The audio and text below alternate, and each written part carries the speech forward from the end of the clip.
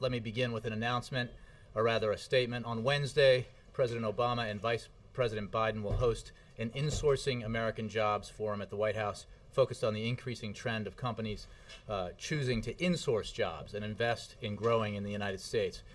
As part of the Insourcing American Jobs Forum, the President will meet with business leaders as well as experts on the topic to discuss why it's competitive to locate in the United States and what more can be done to work with companies to take similar steps to insource American jobs. Following that meeting, the President will deliver remarks to a group that will include leaders from the government and the private sector that are taking steps to encourage companies to insource and invest in America. In the afternoon, Cabinet officials will host panel discussions with both small and large businesses and experts on insourcing and investing in America.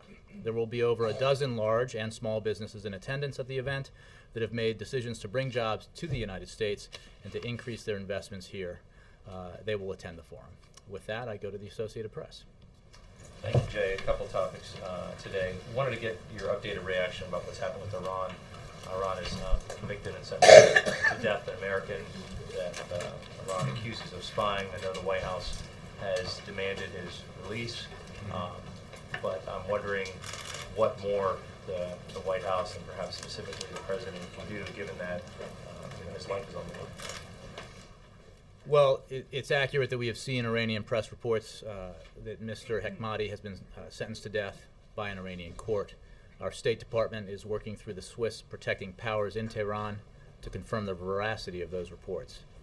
If true, we strongly condemn such a verdict and will work with our partners to convey our condemnation to the Iranian government. Allegations that Mr. Hekmati either worked for or was sent to Iran by the CIA are false. The Iranian regime has a history, as you know, of falsely accusing people of being spies, of eliciting forced confessions, and of holding innocent Americans for political reasons. We call upon the Iranian government to grant the Swiss protecting power immediate access to Mr. Hekmati, grant him access to legal counsel, and release him without delay. The State Department can give you more details on that. Okay, but the question still stands. You're calling for his release, if true, reports appear to be true. So what more can you do other than making these calls? Well, I mean, that's a broad question, Ben. I mean, we are putting a great deal of pressure on Iran broadly because of its rogue behavior, if you will, the fact that it won't live up to its international obligations with regards to its nuclear program. Those actions that we're taking in concert with our international partners have had a significant impact on Iran, on the Iranian economy. I believe it was just last week where the new sanctions, when they went into effect, had the impact of causing the Iranian currency to drop dramatically. So we work with our partners as well as unilaterally to increase that pressure. As regards this particular incident, we will work in the manner that I described to you to call upon Iran to release Mr. Hekmati immediately. Is it fair to say in a case like this that the administration will consider any option to try to intervene and protect them? I don't want to speculate about that. I think that we take this matter very seriously and we are addressing it in the appropriate manner. One other topic. Wednesday is apparently the 10th anniversary of the prison in Guantanamo Bay, and I'm wondering what the White House says now to critics who point to this as a pretty clear broken promise. The president had wanted to close that within a year. That hasn't happened for a lot of the history that you know of, and now it looks like there's really no end in sight. How do you respond to the criticism that this is just a big broken promise? Well, the commitment the president has to closing Guantanamo Bay is as firm today as it was during the campaign. We are all aware of the obstacles to getting that done as quickly as the president wanted to get it done, what they were, and the fact that they continue to persist. But the president's commitment hasn't changed at all. And it's the right thing to do for our national security interests. That has been an opinion shared not just by this president or members of this administration, but senior members of the military as well as this president's predecessor. So the man he ran against for this office in the general election. So we will continue to abide by that commitment and work towards its fulfillment. Do you think you're any closer to closing it than you were the day you took office? Look, I think this is a process that faces obstacles that we're all aware of. and we will continue to work through it. Yes, Reuters. Thanks, Jay. Did the president watch any of the Republican debates this weekend? I didn't speak with him about that. I know, because I know him, that it's unlikely, not because they were debates, but because he tends to, when he's watching television, not watch news or politics, but sports or movies. So I will venture a guess and say no. As the Republican field starts to narrow a little bit, and as the front runner is gaining traction, what has the president said, and what is the White House thinking about your own strategy in the next few months? Well, Jeff, as you know, there's a re-election campaign located in Chicago, and this president is doing the things that he needs to do to prepare for his campaign. But the level of his engagement is relatively low now because he has work to do as president. He is very focused on his number one priority, which is doing everything he can as president, working with Congress or using his executive authority or working with the private sector to grow the economy and create jobs. We've had some signs of improvement in the economy, some indications that the recovery is strengthening, but we are a long way from where we need to be as a country, and that's why this president is focused on the initiatives that he's put forward in the American Jobs Act, including the full extension of the payroll tax cut, the full extension of unemployment insurance, working with Congress to fund infrastructure projects that will put construction workers back to work, but also build the foundation for this economy that we need to be competitive in the 21st century, and doing the kinds of things that he'll do on Wednesday with this insourcing forum to work with the private sector to focus people's attention on the fact that America is a great place to invest. It's the right place for American companies to insource, if you will, to bring their investments and jobs back to the United States. So he'll use every tool in the toolbox to do that.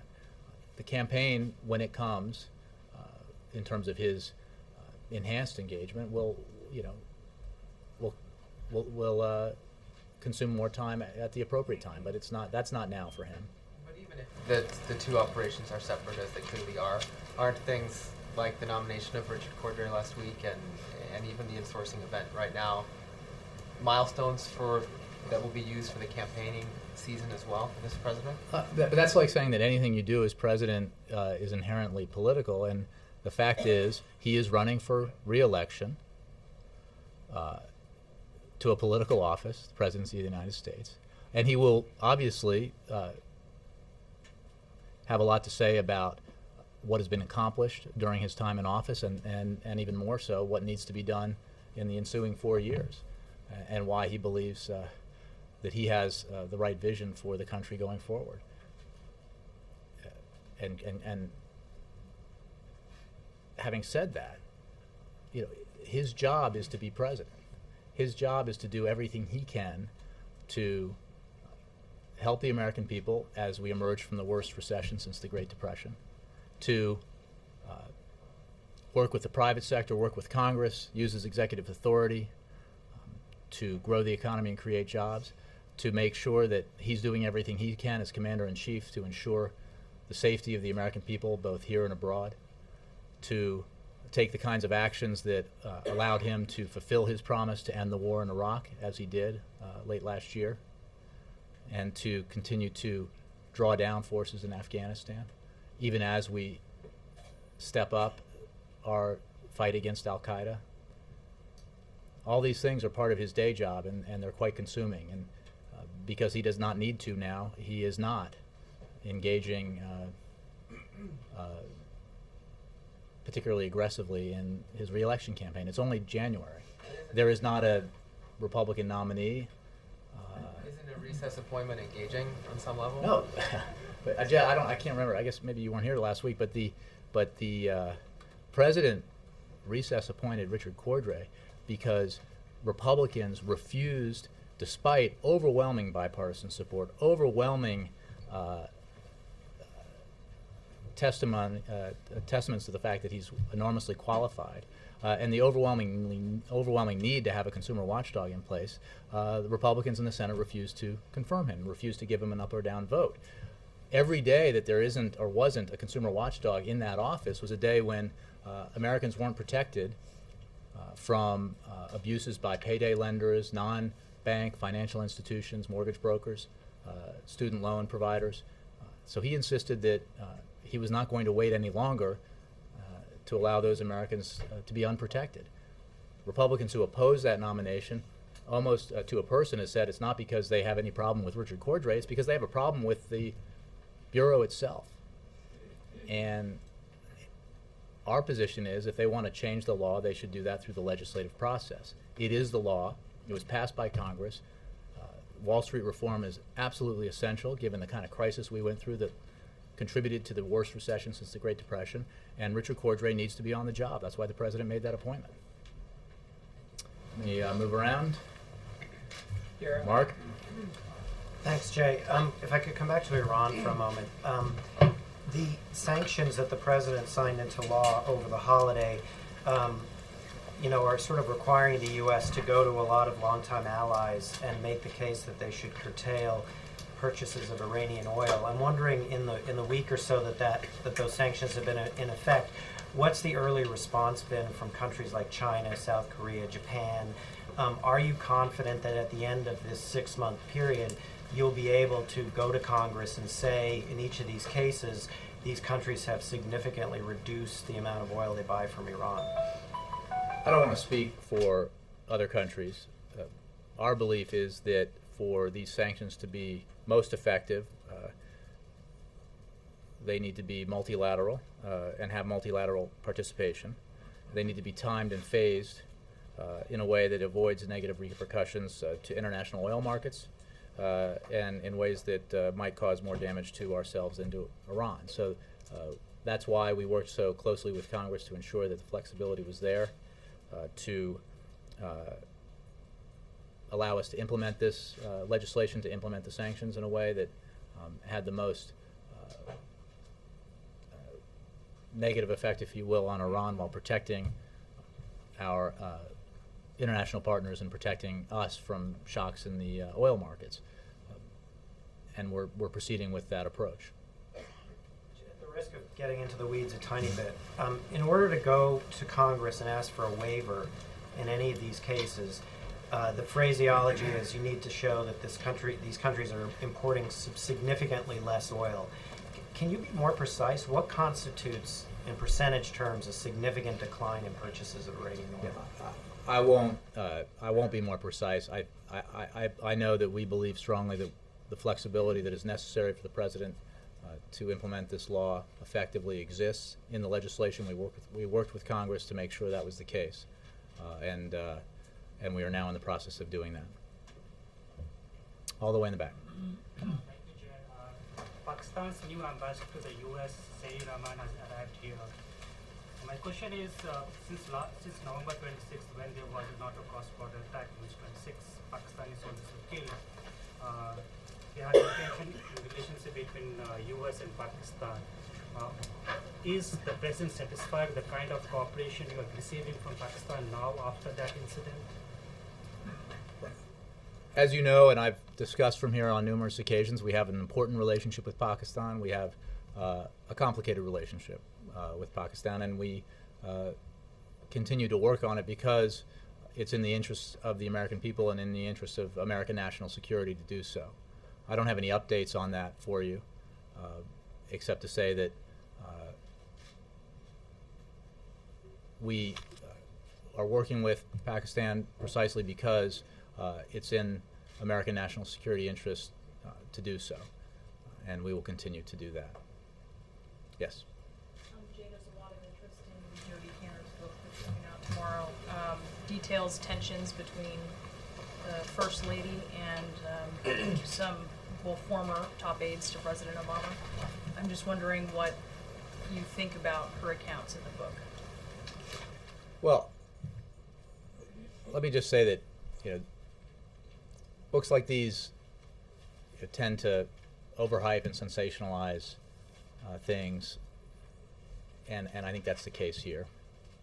The fact of the matter is that, and I think this is depicted in the book, that the relationship between the President and the First Lady is incredibly strong. Their commitment to each other, to their children, and to the reasons why this president ran for office is all very strong.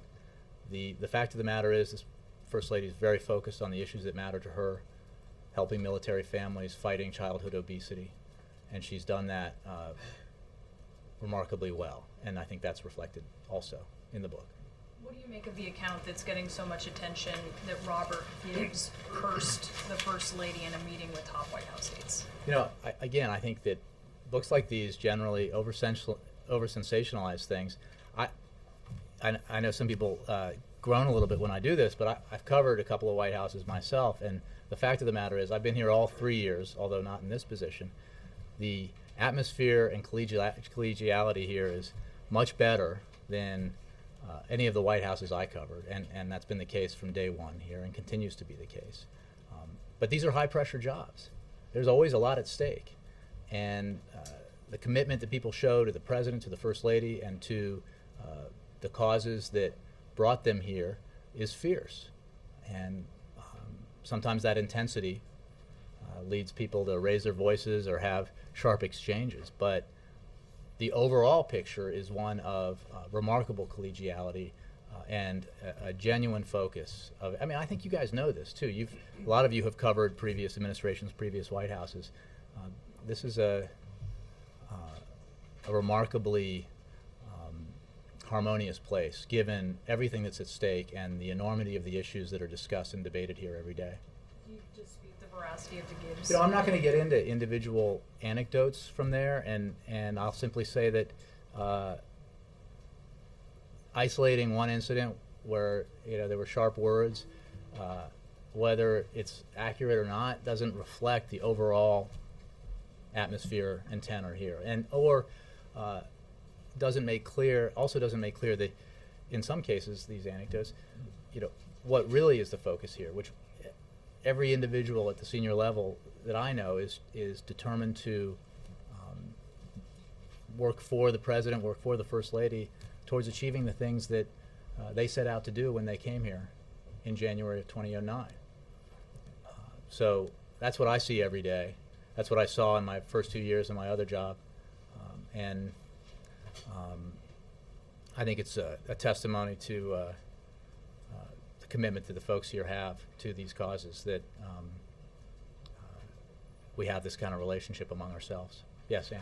Yeah. In your 3 years here, has it been common for Mrs. Obama to express an interest in the West Wing policy? Does she voice her concerns?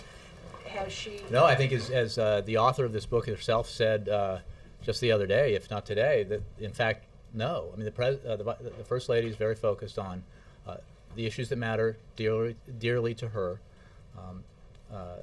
military families and the fight against childhood obesity. She's also very focused on raising her 2 children and giving them an upbringing that is as normal as can be in these rather unusual circumstances. She's not unhappy with the loss or upset about the loss of the Senate. There wasn't anybody who who comes to work here who wasn't disappointed by a political loss, the one you're referring to. I don't know that she was. Personally, she doesn't come to meetings in the West Wing, but I think everybody had hoped for a different outcome to that race. The White House confirmed at the time that Johnny Depp was here. Okay, this is a perfect example of why it goes right to my first point about how these books like these take these things out of context. A couple of outlets that I won't name, reported a secret party. Well, if it was secret, why did we invite the press in? Was there a pool report? Why were there contemporaneous photographs? This was an event. Report from the state dining room about Johnny Depp being there. And this wasn't a publicity event for the outside. This was an event for military children and their families inside the White House, where the press came. Photographs were taken. It was contemporaneously known who was here. If we're trying to hide something by bringing in the press, we're not very good at it. So again, I think, as many people have said, in the wake of those reports, it's an example of the kind of hype and sensationalizing that books like this do.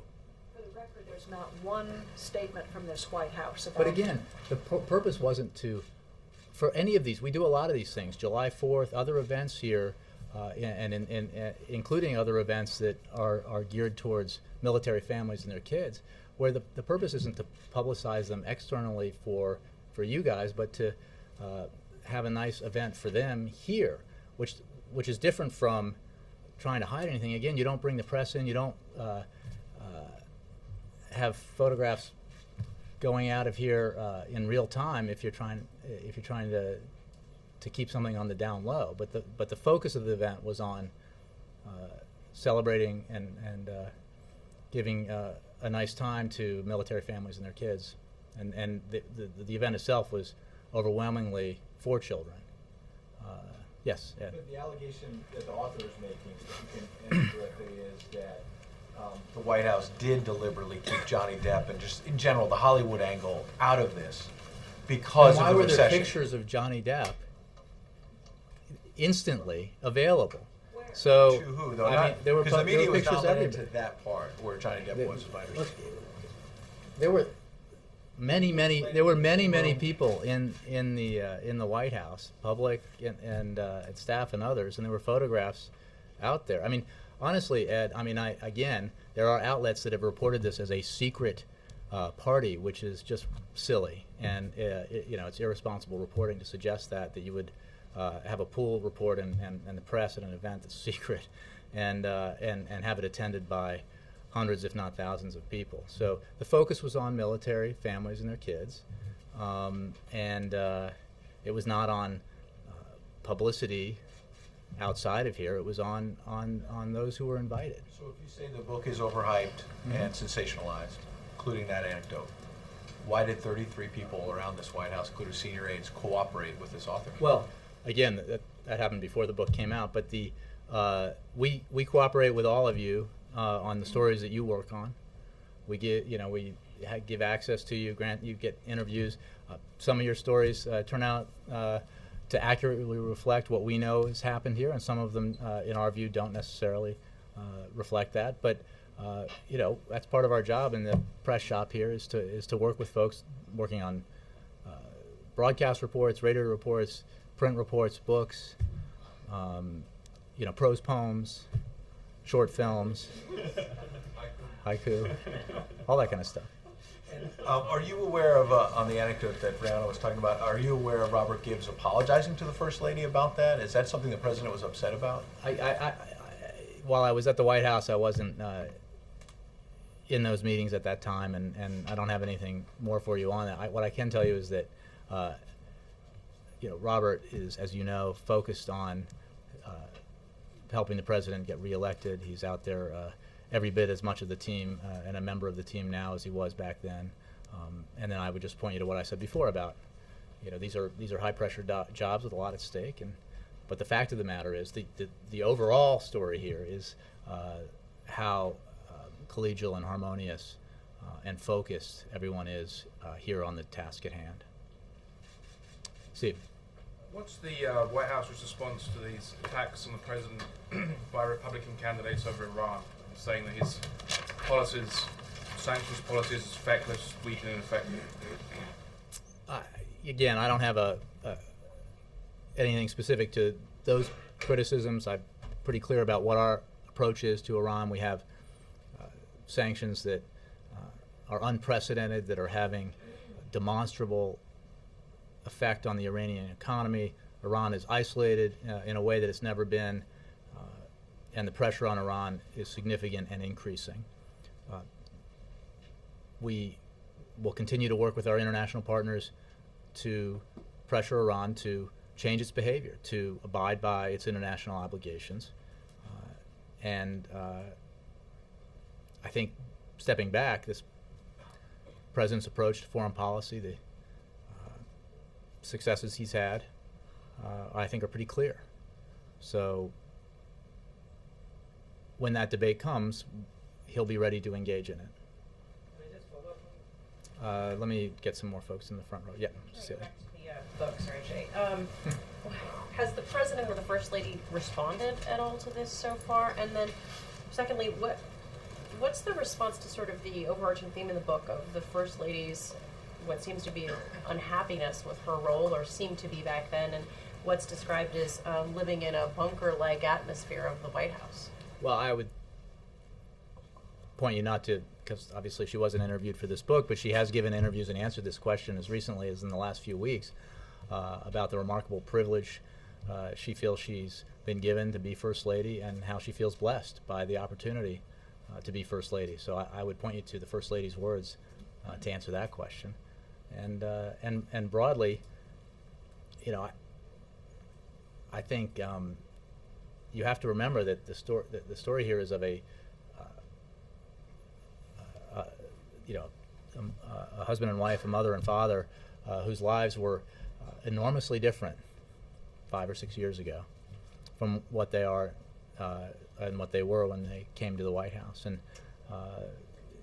that's an incredible transition that I think observers rightly point out has been done with remarkable grace and success in terms of the priorities that the President has set for himself and for the country, and in terms of the priorities that the First Lady has set for herself and for her family. I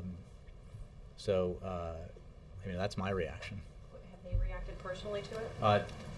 No, my guess is they both have a lot on their plate.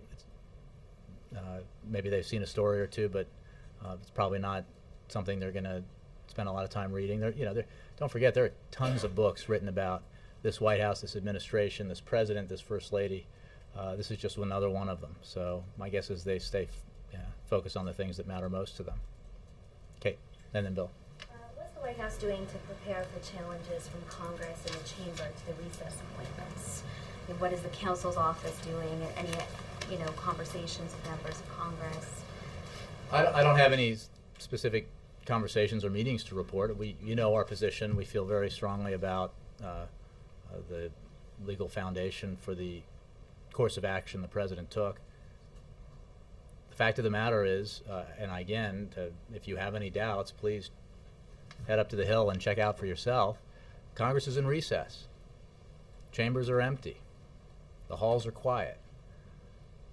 Senate Republicans, despite overwhelming support across the country from Republicans and Democrats, attorneys general, decided to block this nominee and prevent middle-class Americans from having a watchdog looking out for their interests here in Washington. Like I said before, financial institutions have a lot of well-paid lobbyists in Washington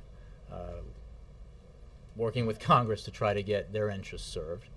The American people deserve, and this president believes they deserve, a consumer watchdog whose only job is to make sure that they're protected from abusive practices. And that's why the president took the action he did. Can we expect more recess appointments with Congress in recess? I don't have any announcements with regard to appointments to make today.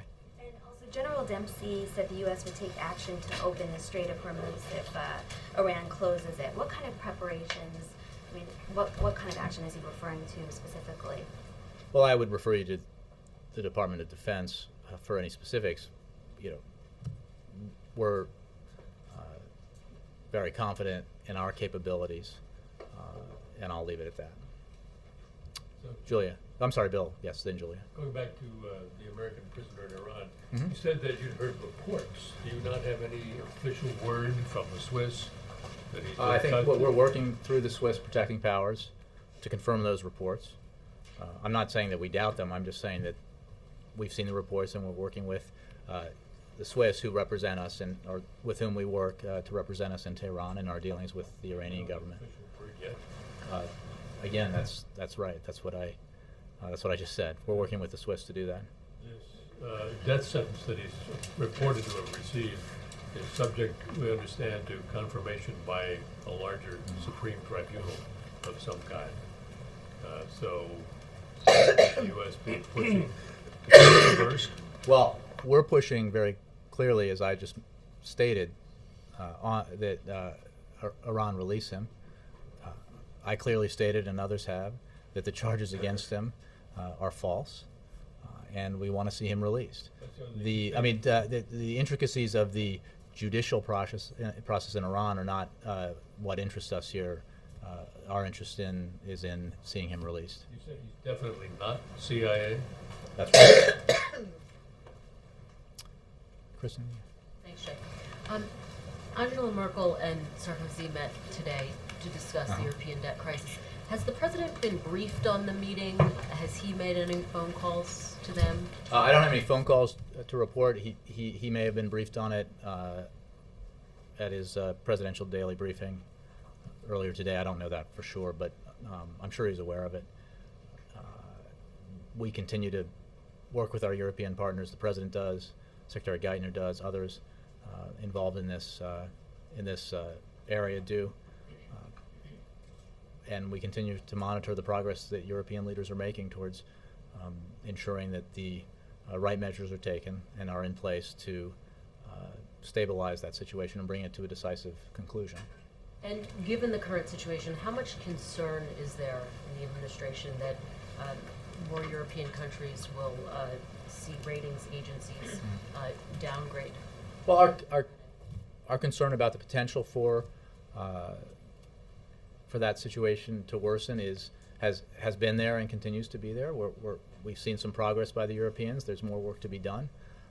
It's always a reminder in this case that we need to focus on the things that we have control over, that can strengthen our economy, improve prospects for growth and job creation. That's why the president will work with Congress to extend fully the payroll tax cut, to extend fully unemployment insurance, and he hopes to pass other measures of the American Jobs Act that will put people to work and grow our economy. You need that kind of insurance in a global economy like this, because whether it's Europe or the other shocks that we saw in the global economy last year, the Arab Spring and its effect on oil prices, the earthquake and tsunami and its effect on global supply chains,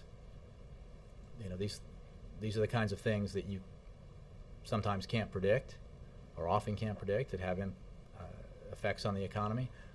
You need to do the things you can do. That's what the American people sent this president here to do. That's what the American people sent the members of Congress to Washington to do. And I think that they need to focus on that challenge when those members of Congress return to Washington. It would be, I think, a great gift to the American people if, upon reflection over the recess, members of Congress, Republicans in particular, decided that cooperation was the right way to go for the sake of the economy.